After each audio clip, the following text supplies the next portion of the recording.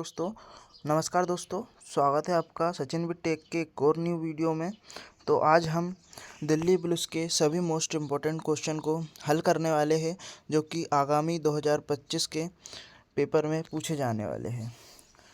तो सबसे पहला क्वेश्चन है, मणिपुर शास्त्रीय नृत्य मर्दाना पहलू को किसके रूप में जाना जाता है? मणिपुर शास्त्रीय नृत्य के मर्दाना पहलू को किस रूप में जाना जाता है? सबसे पहला ऑप्शन है चोलम, परेंग, माइबा और रास। तो इसका राइट आंसर होगा ऑप्शन नंबर ए, चोलम। तो इसके कुछ महत्वपूर्ण तथ्य भी हम पढ़ लेते हैं। जैसे यह वैष्णव संप्रदाय से संबंधित है। इसमें कृष्ण की बाल्यकाल की कहानी का वर्णन किया गया है और इसमें 3 शैली लाई हरोबा, संकीर्तन और रासलीला होती है। तो इसका राइट आंसर होगा ऑप्शन नंबर ए, चोलम। तो दूसरे क्वेश्चन की ओर चलते हैं। दूसरा क्वेश्चन है निम्नलिखित में से किस राज्य से कजली पारंपरिक रूप से संबंधित है जिसमें ब्रश का उपयोग नहीं किया जाता है? एक और बार क्वेश्चन को देख लेंगे। निम्नलिखित में से किस राज्य कजली पेंटिंग पारंपरिक रूप से संबंधित है जिसमें ब्रश का उपयोग नहीं किया जाता है? सबसे पहला ऑप्शन है झारखंड, दूसरा तमिलनाडु, तीसरा राजस्थान। तो इसका राइट आंसर होगा option number D, Rajasthan. Question number 3 की तरफ चलेंगे। तो क्वेश्चन नंबर 3 में दिया गया है, पहला फीफा विश्व कप किस देश द्वारा आयोजित किया गया था? पहला फीफा विश्व कप किस देश द्वारा आयोजित किया गया था? ऑप्शन है ब्राज़ील, फ्रांस, उरुग्वे और इटली। तो इसका राइट आंसर होगा उरुग्वे। इसके कुछ महत्वपूर्ण तथ्य देख लेते हैं। जैसे पहला फुटबॉल विश्व कप की शुरुआत कब हुई थी? 1991 में हुई थी। पहला फुटबॉल विश्व कप की शुरुआत 1991 में हुई थी और 2023 का विजेता रहा था स्पेन। 2023 का विजेता स्पेन रहा था। 2024 पेरिस ओलंपिक गोल्डन विजेता स्पेन था। 2024 का भी पेरिस ओलंपिक विजेता भी स्पेन था। 2026 में विश्व फीफा कप का आयोजन मैक्सिको प्लस यूएसए और प्लस कनाडा में आयोजित होगा। 2026 का फीफा विश्व कप का आयोजन मैक्सिको, यूएसए और कनाडा में आयोजित होगा। और पहला फीफा विश्व कप 1930 में विजेता उरुग्वे और उपविजेता अर्जेंटीना था। पहला फीफा विश्व कप में 1930 में विजेता उरुग्वे था और उपविजेता अर्जेंटीना था। क्वेश्चन नंबर 4 की तरफ चलेंगे। क्वेश्चन नंबर 4 में दिया गया है, भारत के प्रमुख स्टेडियम में से एक नरेंद्र मोदी क्रिकेट स्टेडियम स्थित है। भारत के प्रमुख स्टेडियम में से एक नरेंद्र मोदी क्रिकेट स्टेडियम कहाँ पर स्थित है ऐसा बताया गया है? अहमदाबाद, नई दिल्ली, बड़ौदा और सूरत। तो इसका राइट आंसर होगा ए, अहमदाबाद जो कि गुजरात में पड़ता है ना। इसके हम कुछ महत्वपूर्ण तथ्य देख लेते हैं। इकाना या फिर अटल जी लखनऊ में स्थित है। रूप सिंह स्टेडियम ग्वालियर में स्थित है। ग्रीन पार्क कानपुर में स्थित है और एम.ए. चिन्नास्वामी बेंगलोर में स्थित है और चिदम्बरम चेन्नई में स्थित है। विश्व के चर्चित मैदान लॉर्ड्स जो है इंग्लैंड में स्थित है। भारत ने यहाँ 1983 का विश्व कप जीता था। भारत ने यहाँ 1983 में विश्व कप जीता था। और पर्थ जिसको बाघ के नाम से भी जाना जाता है, ये ऑस्ट्रेलिया में स्थित है। दुनिया का सबसे तेज विकेट लेने वाला स्टेडियम है ना। धर्मशाला जो कि भारत में स्थित है, दुनिया का सबसे ऊंचा क्रिकेट ग्राउंड धर्मशाला है।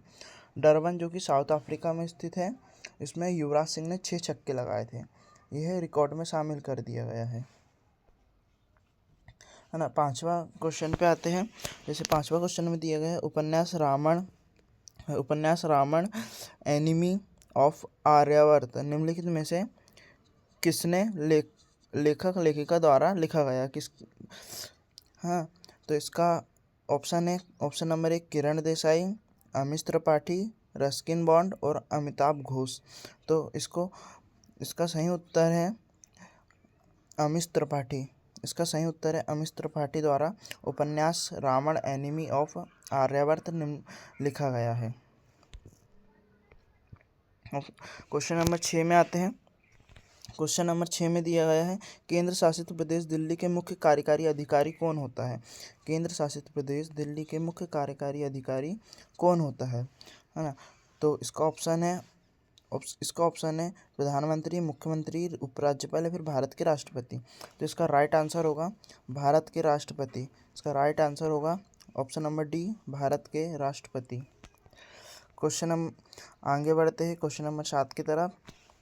क्वेश्चन नंबर 7 में पूछा गया है भारत के किस राष्ट्रपति ने भारतीय डाकघर संशोधन विधेयक पर पॉकेट वीटो का प्रयोग किया था।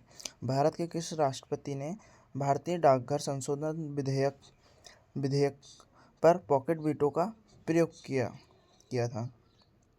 इसका राइट आंसर होगा जेल सिंह है ना, जेल सिंह। इसके कुछ महत्वपूर्ण तथ्य देख लेते हैं। इसके कुछ महत्वपूर्ण तथ्य में है APJ अब्दुल कलाम 2006 में संसद से अयोग्य निवारण एक्ट को लाए थे, और R वेंकटरमन 1951 में संसद सदस्य वेतन भत्ता विशेषाधिकार एक्ट को लाए थे, और डॉक्टर राजेंद्र प्रसाद ने पेप्सू वीटो लगाया था 1954 में। क्वेश्चन नंबर 8 देख लेते हैं। क्वेश्चन नंबर 8 में भारत के उपराष्ट्रपति सरकार की किस शाखा का हिस्सा है। भारत के उपराष्ट्रपति सरकार के किस शाखा के हिस्सा है। ऑप्शन नंबर ए विधायी, ऑप्शन नंबर बी केवल कार्यकारी, ऑप्शन नंबर सी केवल न्यायिक, और ऑप्शन नंबर डी कार्यकारी एवं विधायिक दोनों। इसका ऑप्शन नंबर डी आता है राइट आंसर, कार्यकारी एवं विधायी दोनों। तो आगे बढ़ते हैं अगले क्वेश्चन की तरफ। क्वेश्चन नंबर 9 है अकबर के शासनकाल की निम्नलिखित घटनाओं को पढ़े और घटनाओं को सही कालानुक्रम में नीचे दिए गए पता को करें।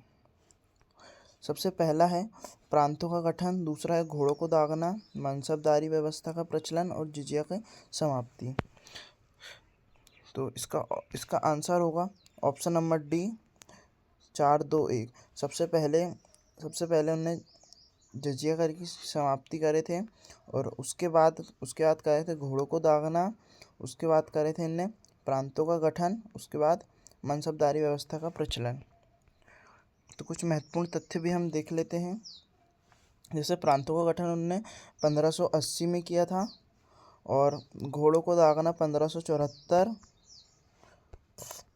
और मनसबदारी व्यवस्था का प्रचलन 1593 में किया था, और जिजिया की समाप्ति 1564 में किया था, है ना। इबादत खाना की स्थापना 1575 में करा था, और मजहर की घोषणा 1579 में, है ना। जैसे दीन इलाही 1582 में करा था। अब क्वेश्चन नंबर 10 में आ जाते हैं। क्वेश्चन नंबर 10 में पूछा गया है अकबर के शासनकाल में प्रचलित चौकोर चांदी के सिक्के का क्या नाम था। अकबर के शासनकाल में प्रचलित चौकोर चांदी के सिक्के का क्या नाम था। ऑप्शन नंबर ए रुपया, ऑप्शन नंबर बी मोहर, ऑप्शन नंबर सी जलाली, ऑप्शन नंबर डी दिनार। तो इसका राइट आंसर होगा ऑप्शन नंबर सी जलाली। जलाली जो है अकबर के शासनकाल में चौकोर चांदी के सिक्के का नाम था। हाँ, इसके कुछ महत्वपूर्ण तथ्य